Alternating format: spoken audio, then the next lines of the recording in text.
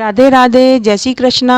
आज मैं आपको दुर्गा सप्तशती के महात्म्य का तीसरा अध्याय सुनाने जा रही हूँ। सेनापतियों सहित महिषासुर का वध, इसका वर्णन इसके अंदर आएगा। ध्यान। जगदम्बा के श्री अंगों की कांति उदयकाल के सहस्त्रों सूर्यों के समान है। वे लाल रंग की रेशमी साड़ी पहने हुए हैं। उनके गले में मुंडमाला शोभा पा रही है। दोनों स्तनों पर रक्त चंदन का लेप लगा है।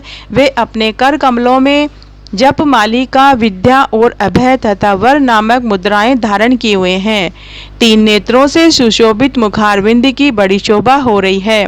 उनके मस्तक पर चंद्रमा के साथ ही रत्नमय मुकुट बंधा है तथा वे कमल के आसन पर विराजमान हैं। ऐसी देवी को मैं भक्ति पूर्वक प्रणाम करता या करती हूँ।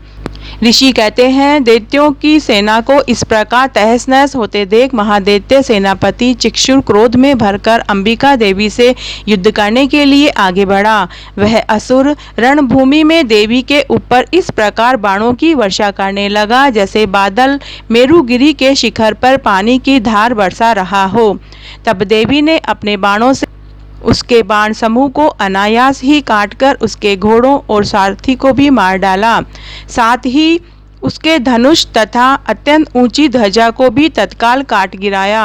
धनुष कट जाने पर उसके अंगों को अपने बाणों से बींध डाला। धनुष, रथ, घोड़े और सारथी के नष्ट हो जाने पर वह असुर ढाल और तलवार लेकर देवी की ओर दौड़ा। उसने तीखी धार वाली तलवार से सिंह के मस्तक पर चोट करके देवी की भी बाईं भुजा में बड़े वेग से प्रहार किया।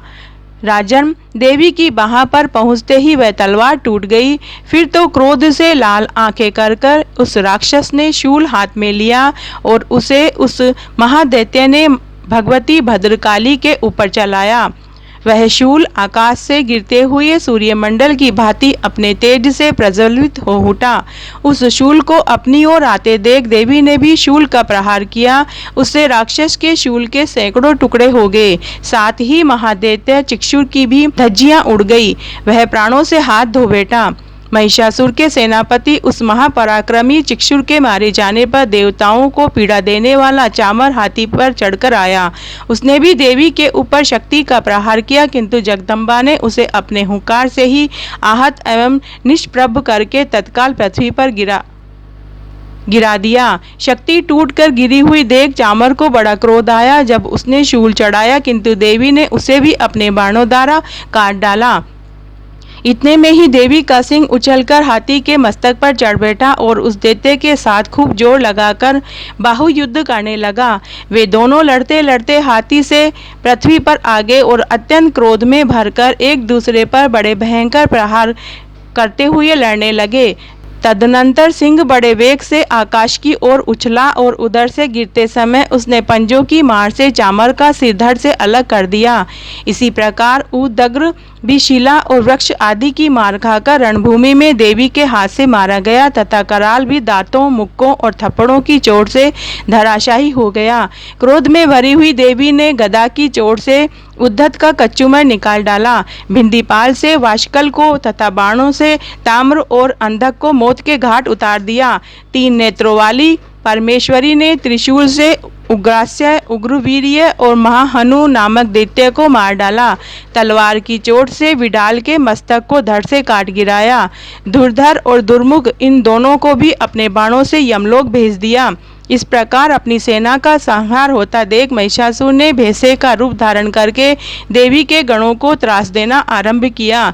किन्हीं को थुतनु से मारकर, किन्हीं के ऊपर खुरों का प्रहार करके, किन्हीं को पूंछ से चोट पहुंचाकर, कुछ को सींगों से विदीर्ण करके, कुछ गणों को वेग से, किन्हीं को सिंहनाद से, कुछ को चक्कर देकर और कितनों को निश्वास वायु के झोंके से धराशायी कर दिया।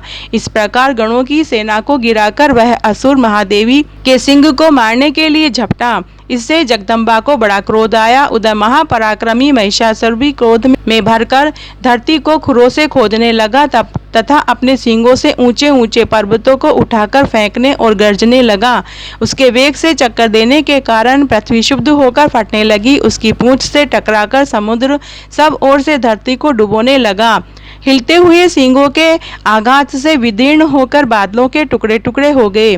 उसके श्वास की प्रचंड वायु के वेग उड़े हुए सैकड़ों पर्वत आकाश से गिरने लगे। इस प्रकार क्रोध में भरे हुए उस महादैत्य को अपनी ओर आते देख चंडिका ने उसका वध करने के लिए महान क्रोध किया। उन्होंने पाश फेंककर उस महान असुर को बांध लिया। उस महासंग्राम में बंधे जाने पर उसने भैंसे का रूप त्याग दिया और तत्काल सिंह के रूप में वह प्रकट हो गया। उस अवस्था में जगदम्बा ज्यों ही उसका मस्तक काटने के लिए उद्यत हुई, त्यों ही वह खड्गधारी पुरुष के रूप में दिखाई देने लगा। तब देवी ने तुरंत ही बाणों की वर्षा करके ढाल और तलवार के साथ उस पुरुष को भी बींध डाला। इतने में ही वह महान गजराज के रूप में परिणित हो गया तथा अपनी सूंड से देवी के विशाल सिंह को खींचने और गर्जने लगा। खींचते समय देवी ने तलवार से उसकी सूंड काट डाली। तब उस महादैत्य ने पुनः भैंसे का शरीर धारण कर लिया। पहले की ही भांति चराचर प्राणियों सहित तीनों लोकों को व्याकुल करने लगा। तब क्रोध में भरी हुई जगन्माता चंडिका का बारंबार उत्तम मधु का पान करने और लाल आंखें करके हंसने लगी। उधर वह बल और पराक्रम के मद से उन्मुक्त हुआ राक्षस गर्जने लगा और अपने सींगों से चंडी के ऊपर पर्वतों को फेंकने लगा। उस समय देवी अपने बाणों के समूह से उसके फेंके हुए पर्वतों को चूर्ण करती हुई बोली। बोलते समय उनका मुख मधु के मद से लाल हो रहा था और वाणी लड़खड़ा रही थी। देवी ने कहा, ओ मूढ़, मैं जब तक मधु पीती हूँ तब तक तू क्षण भर के लिए खूब गर्ज ले। मेरे हाथ से यही तेरी मृत्यु हो जाने पर शीघ्र ही देवता भी गर्जना करेंगे।